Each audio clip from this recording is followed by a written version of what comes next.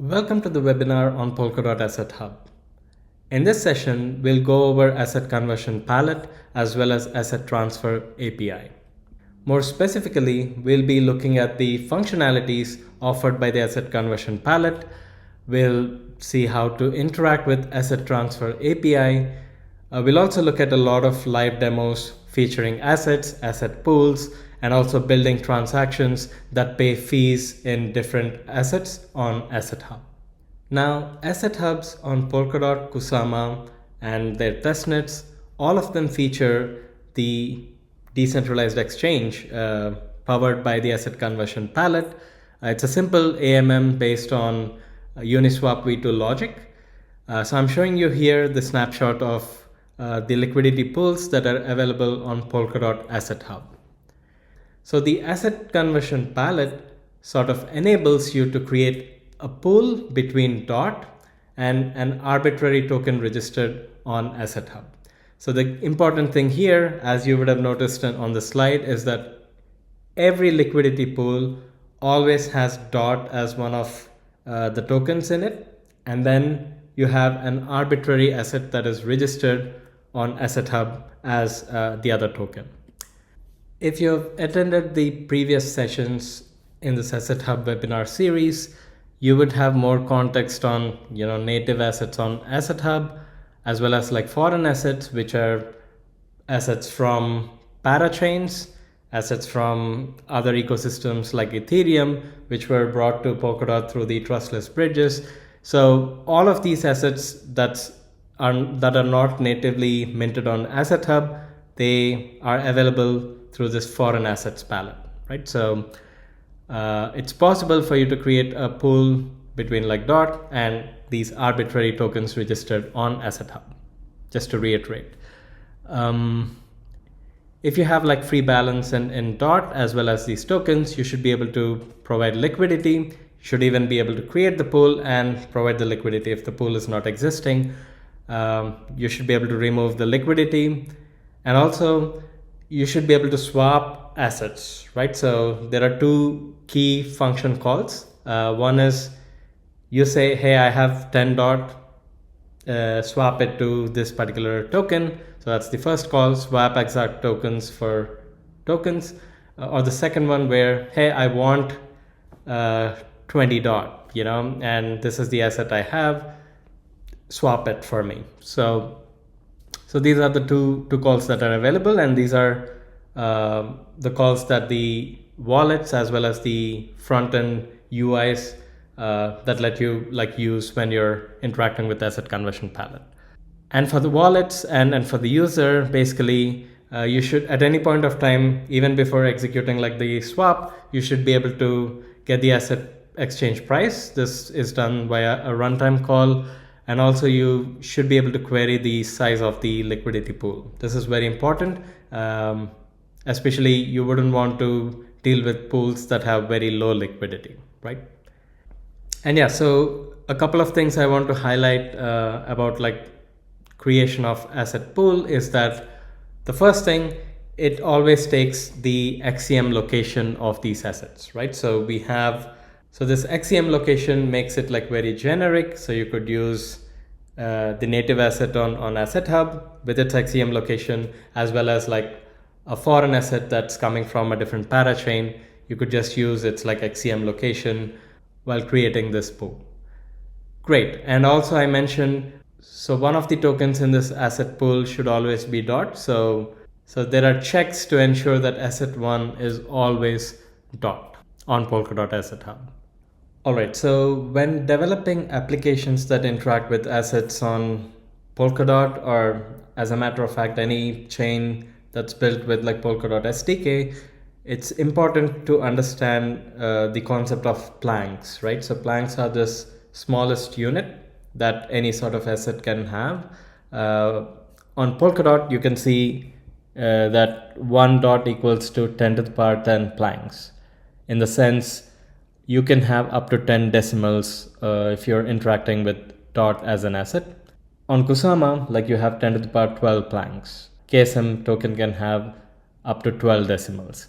So any sort of asset that is created natively on Asset Hub or registered as a foreign asset, all of these assets have to specify how many decimals they're going to have. So this is important.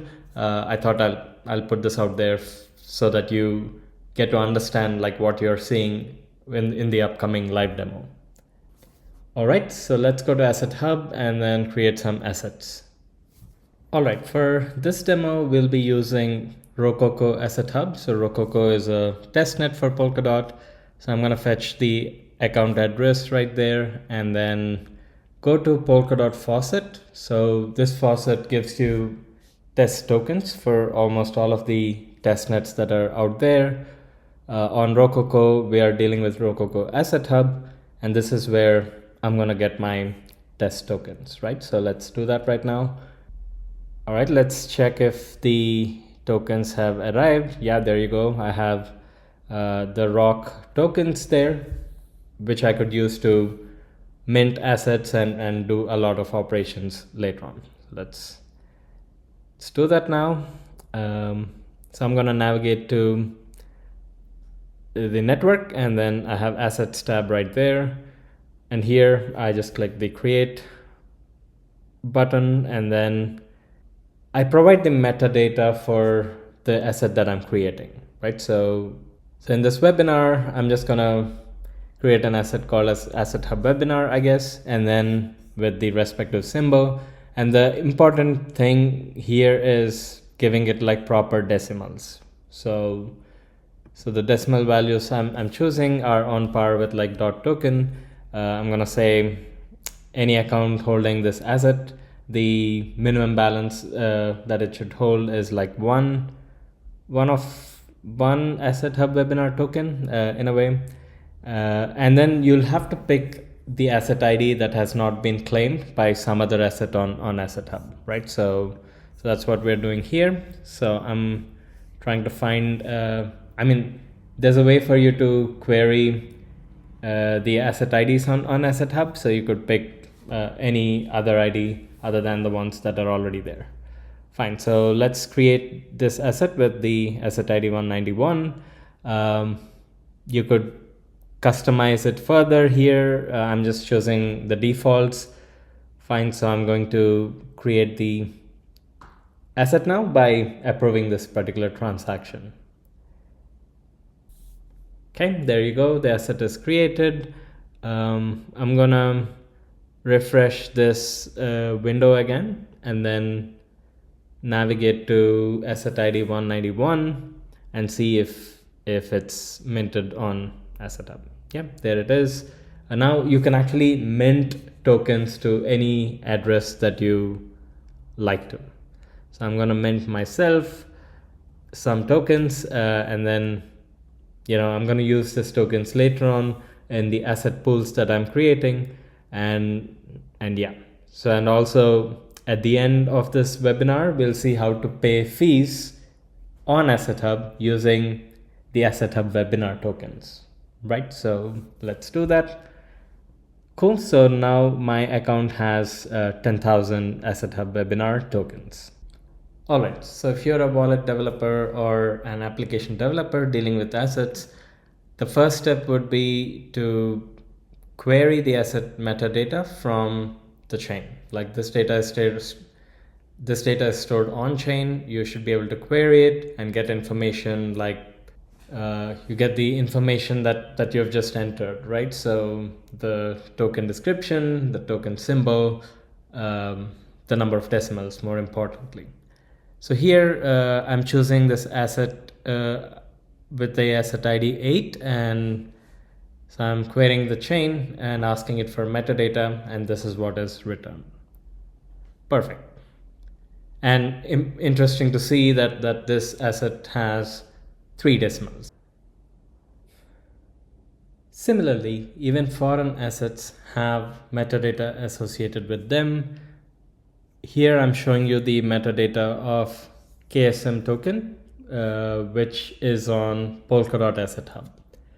So it's interesting to see that the usage of XCM location enables you to have any asset within the Polkadot ecosystem connected through XEM be listed on Asset Hub, right? So let's take a look at the XEM location of Kusama. So it says parents 2. What this means is, from Polkadot Asset Hub point of view, where is the KSM token? So you have to go one level up, and then you get like Polkadot, which is parents 1, and then you could go a little bit further to Kusama, and that's why it's like parents 2. It's global consensus and it's Kusama. So this is how you're catching hold of KSM token in the XEM world. And by querying the metadata of this particular asset, because it was already registered on Polkadot Asset Hub, you get this metadata from it. So you can clearly see KSM token has like 12 decimals, name is Kusama, and so on and so forth. The same concept applies to asset pools as well. So every asset within the pool, I mentioned before, uses the XEM location. For instance, the asset with the asset ID 8 has a pool configured already. I should be able to query the reserves of the tokens in this asset pool with the asset ID 8. The way I do it is, I mentioned the first asset will always be the native token of that asset hub. Here it's like Western because I'm querying this on like Western testnet. And then the asset is, the XEM location for that asset. Because it's native to this asset hub, parents would be 0. And then it's in the pallet instance 50. So that's the asset's pallet. And the general index, the token, the asset ID is 8. So if I do that, so I get these values again, this is how Polkadot.js UI, the Polkadot developer interface, displays the planks values that it gets. It's showing that in like Western tokens, irrespective of which token it's displaying. So you can ignore that. You can use better interfaces that are catered towards like assets, like what I showed here to the left. You can clearly see that they have fetched the decimals values of these individual assets, and they're showing it in human readable like format in a way, right? So, and yeah, you should be able to do runtime calls to get the exact price of tokens, right? So if you'd like to swap them with so-and-so tokens, what would the price be? If you want so-and-so number of tokens, what would the price be? So this sort of interaction can be made directly with the runtime of Asset Hub, and then you can get those values as well. All right, so with that knowledge, let's create an asset pool and then just reinforce what we've just learned so far, right? So let's go ahead and create like an asset pool with the asset we created earlier, the Asset Hub webinar token. All right, let's navigate to one of these assets oriented interfaces that have better UI for creating assets and sort of managing assets here. All right, so let's move to the Rococo testnet. So I'm going to connect my wallet to this particular testnet. We've already funded this account with Rococo tokens earlier. All right, so let's start a new position right now. So I'm going to have the Rococo tokens and Asset Hub webinar tokens in this asset pool. This is how I'm bootstrapping this pool, right? So I'm providing it with some liquidity and see what happens. Perfect. So I've managed to create a pool. And now it shows that we successfully added the liquidity. So there you go. Top left, we have the Rococo Asset Hub webinar pool right there. So let me show you a simple swap here. So I'm gonna try and swap some of the Rococo tokens to my Asset Hub webinar tokens, right? And some Asset Hub webinar tokens. Let me enter one right there, and then yeah, so let me do the swap right here. So I should also be able to enter how many tokens I want, right? And then the UI automatically populates how many tokens are required to get me so many tokens. And the interface is actually using these runtime calls to facilitate this. So here, earlier I showed you how to get the reserves. Similarly, at the reserves, so I'm entering the XCM location of the Rococo token, and this would be and the Asset Hub webinar tokens XCM location would be again the pallet instance 50, the assets pallet on Rococo Asset Hub, and the general index, if you remember, the index we created for it was 191, and there you go. So again, like here, because of the values there you see there are a bit misleading. Again, like I mentioned, there are like Rococo tokens. Like I mentioned, it's showing even the Asset Hub webinar token balance in Rococo tokens, which is misleading. Asset Hub webinar has like 10 decimals, Rococo has like 12 decimals. So if it says 10 Rococo here, it's actually 1000 Asset Hub webinar tokens. I know. All right, so you can also quote for exact price. It's similar. So here you're able to input the values and then sort of get the exact price. Again, the UI may not do a great job displaying that price. All right, so now let's look at the cross-chain asset transfer landscape within the Polkadot ecosystem. There you go. So we learned that Polkadot is a relay chain. Asset Hub is a system chain. It's also a blockchain that's running in parallel. And also we have like a bridge hub, which is a system chain that helps you bridge with ecosystems like Ethereum. It also has the logic to trustlessly bridge with like Kusama relay chain as well. So in this snapshot that I'm showing you here, there are so many scenarios where you could have chains interacting with each other. So I've listed all of them to the right here.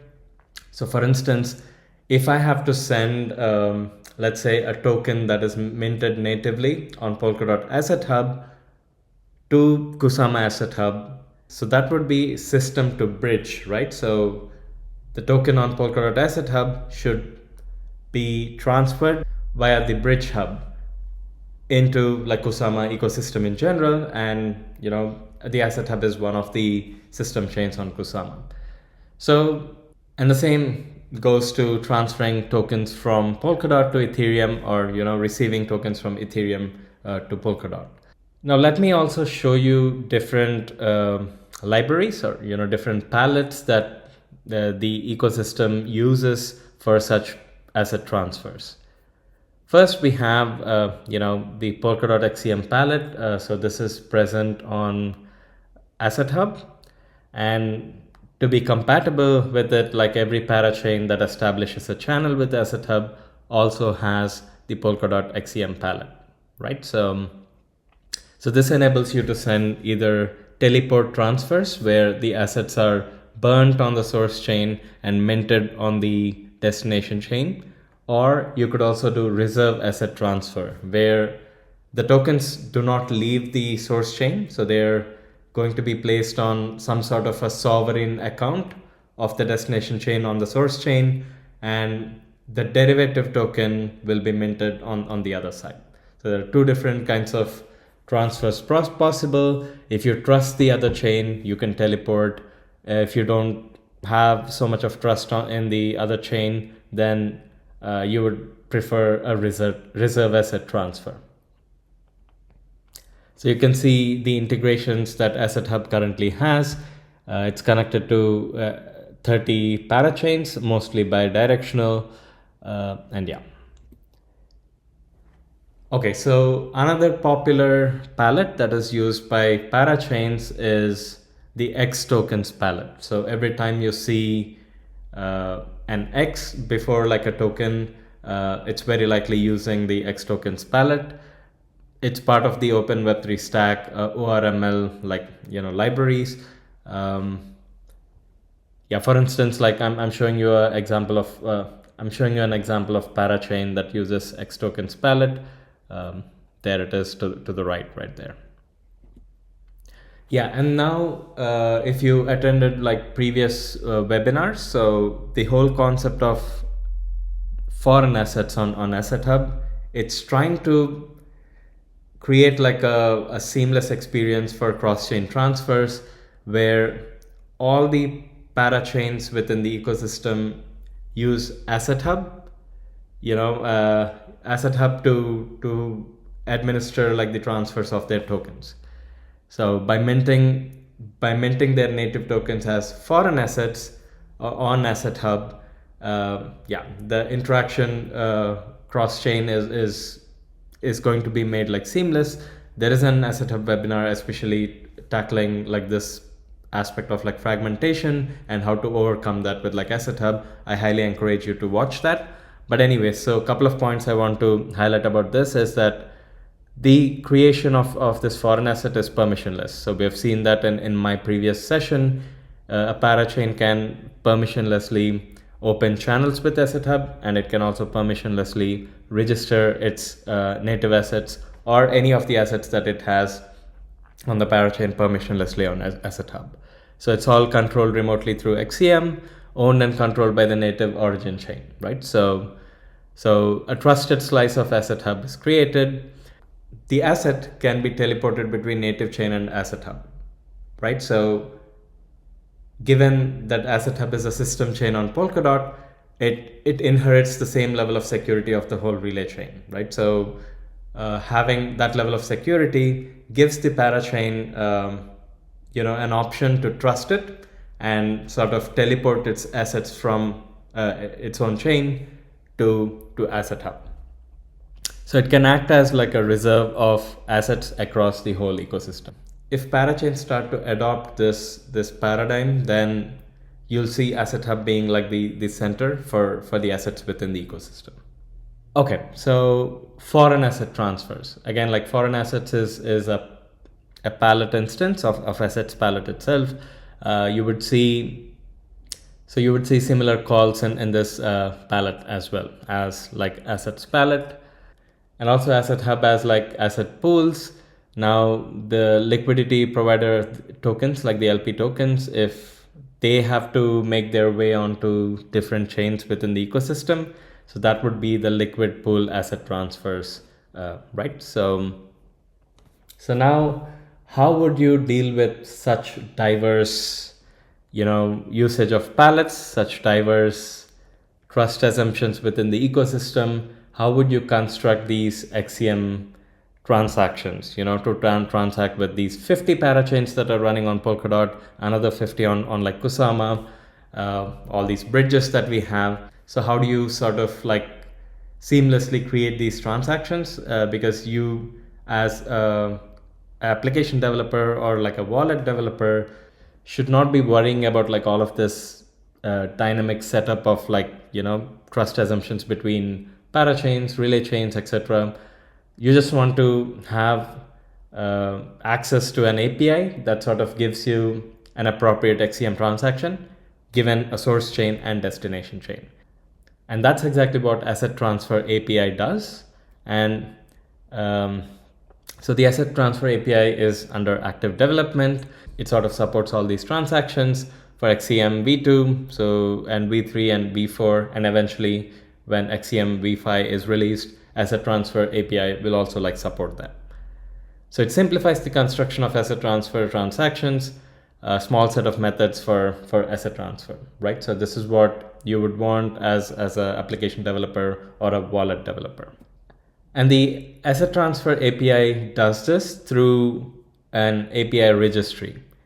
So I've provided the link there. You could actually see like different relay chains in there. Like you can see like Polkadot, Kusama, there are a bunch of like testnets and their assets registered in there as well. This is automatic, and this sort of populated registry is used to construct these transactions, right? And now I'll show you a couple of like demos on how Asset Transfer API works, what the input should be and how the output looks like, and what to do with the output that you receive from this API. All right, so here is the Asset Transfer API repository.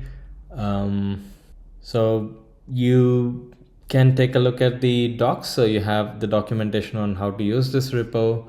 To get started, like install this API using either npm or yarn, depending on the tool that you use. And yeah, so I have it installed right here. So I've tested a bunch of like examples already. I just want to, most importantly, I'd like to show you the example section of this repository, right? So here are the instructions to build the examples and sort of run them. So let me navigate to the examples here and show you like what we have in general. So as you can see, there is an example for almost all the combinations of like cross-chain transfers here that I've shown earlier in the slides. So para to para, para to system, relay to para, etc., and so on and so forth. You also have like Polkadot and Kusama Asset Hub specific examples. So for instance, here we have examples on bridge transfers. I'm going to show you this example. And along with that, like you also have these transactions that let you pay fees that is not the native token of the Asset Hub. Like for instance, on Polkadot Asset Hub, is it possible for you to pay for the fee using like the parachain native token, right? So here we have the example of Polkadot to hydration and pays with like Glimmer token, which is like a native token of a different parachain altogether. Yeah, so the examples of Asset Transfer API is the place to go if you'd like to test or get the feel of like how cross-chain asset transfer transactions look like. So now let me go back to the repository. So I've installed it, I've compiled like the examples. So let me show you some of the examples that I've ran earlier. Okay, so here I'd like to show you Asset Hub dot to Kusama. Like how does the XCM transfer look like if you were to transfer dot from Polkadot Asset Hub to Kusama?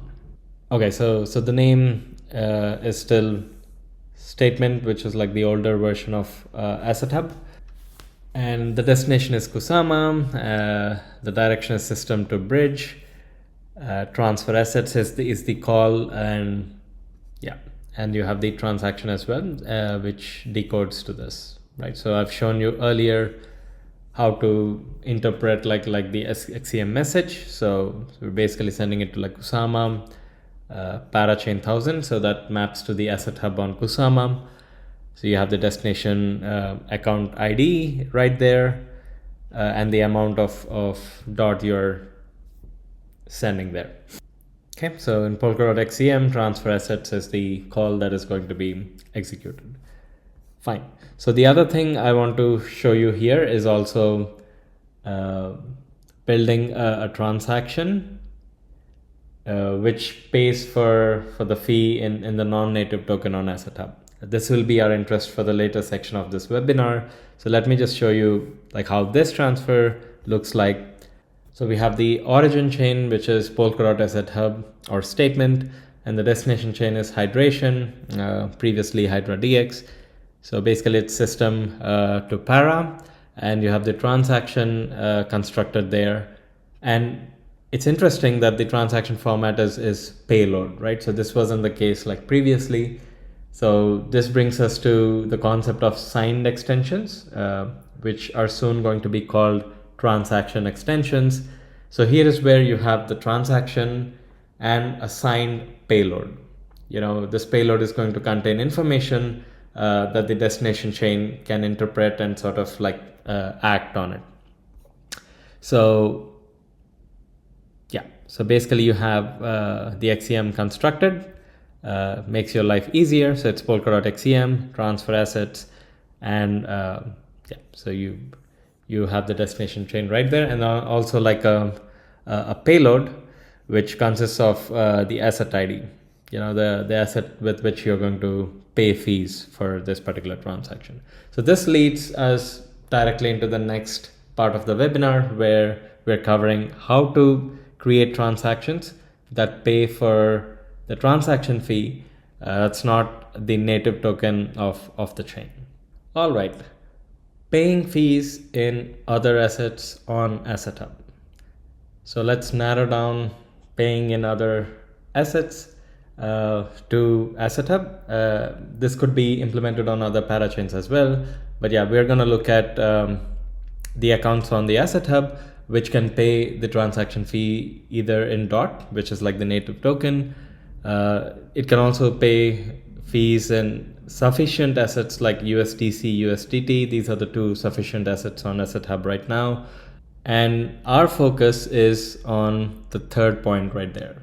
So any asset in the asset pools with liquidity, you should be able to pay fees with that asset as well. So earlier in this webinar, for instance, I've shown you on Rococo Asset Hub, we've created like a webinar token, right? And then we provided the liquidity.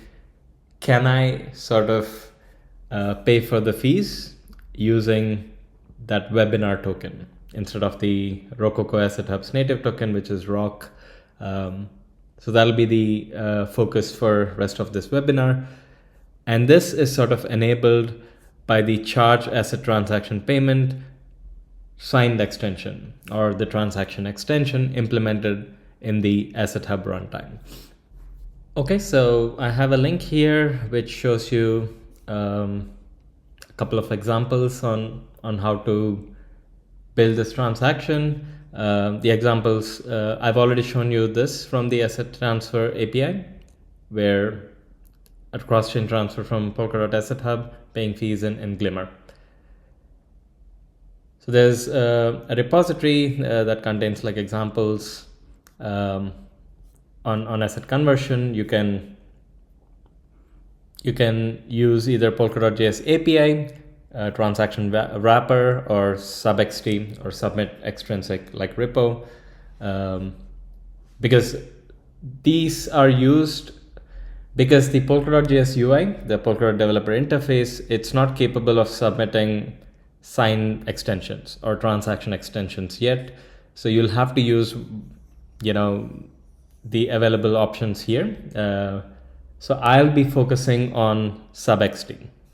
So let's go to the subxt repository. So here you have, again, like the introductory like docs on how to install this tool. It's Rust based. So I'm interested in the examples within the subxt folder.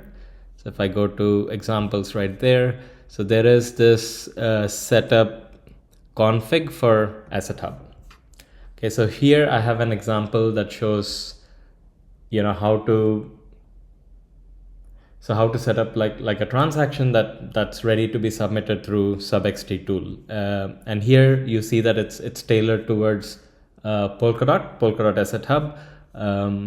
We're gonna tweak this a little bit, and it already has support for submitting this transaction payload. So we're gonna tweak this transaction for Rococo. That is where we created the Asset Hub webinar token. We created a pool as well earlier in this webinar.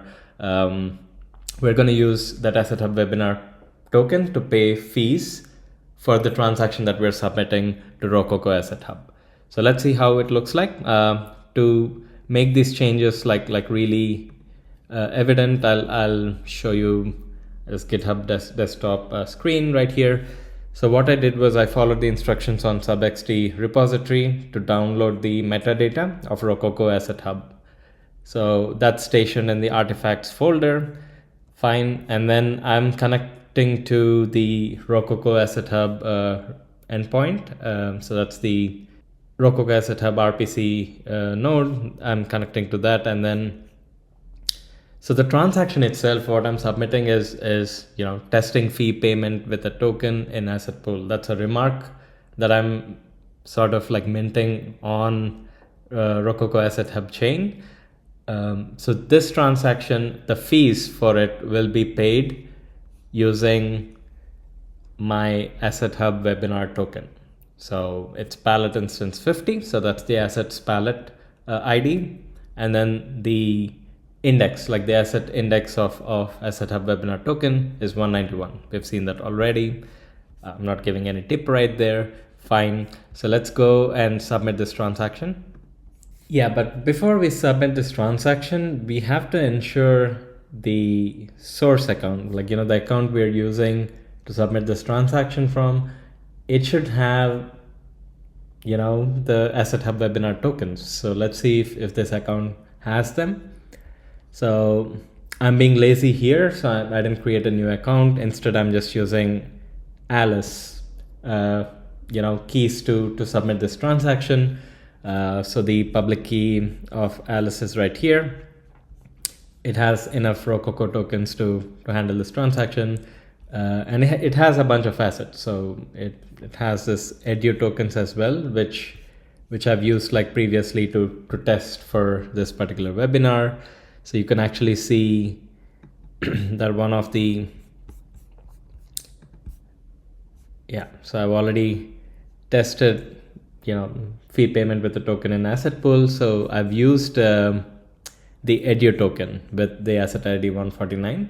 So we're going to repeat the same stuff with the Asset Hub webinar token that I've created during this webinar. Fine. So let's go to JS,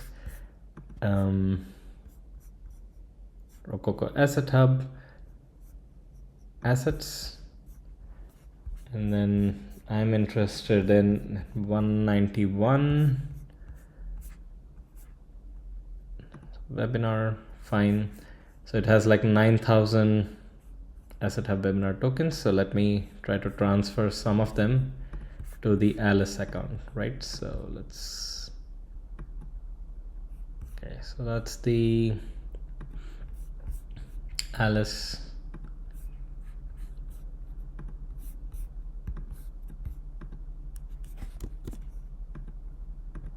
So I'm gonna send 1,000 of them.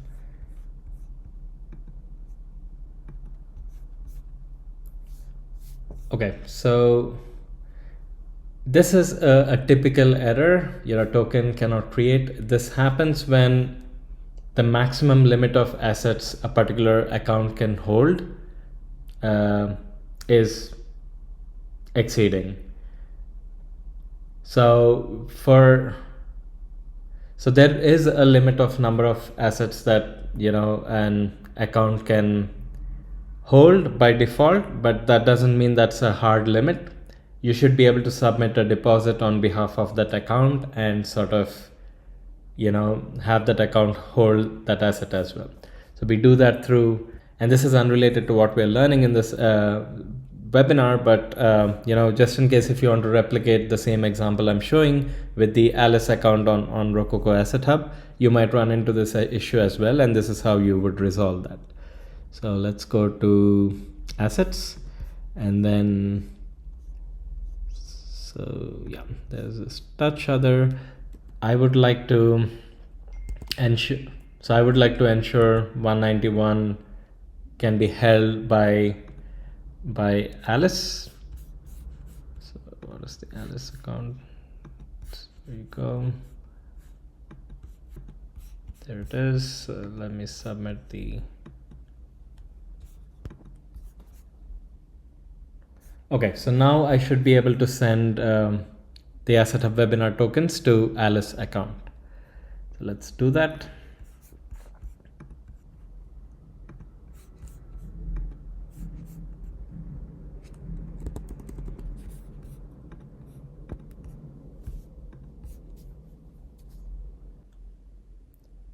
There you go. The tokens have been transferred. Now the Alice account on Rococo Asset Hub has the Asset Hub webinar tokens. Okay, so now it's the time to submit the transaction. So here, Pallet instance 50, general index 191 points to Asset Hub webinar token.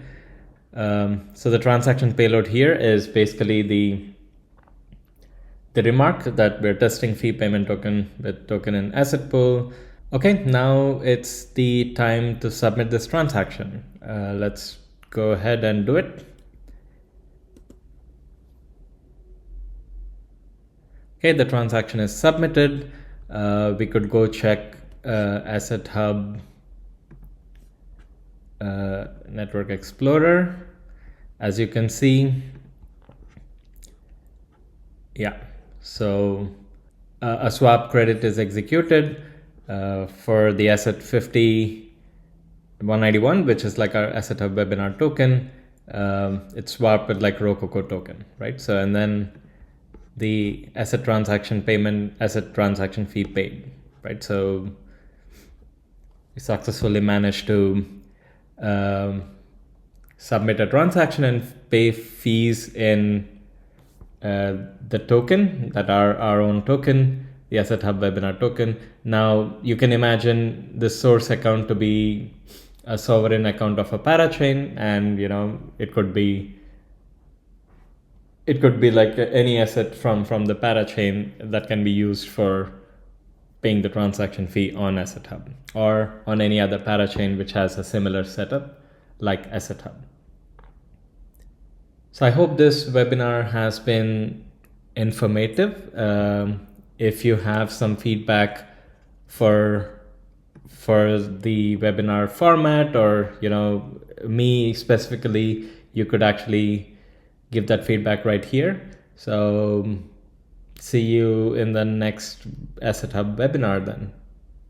Bye-bye.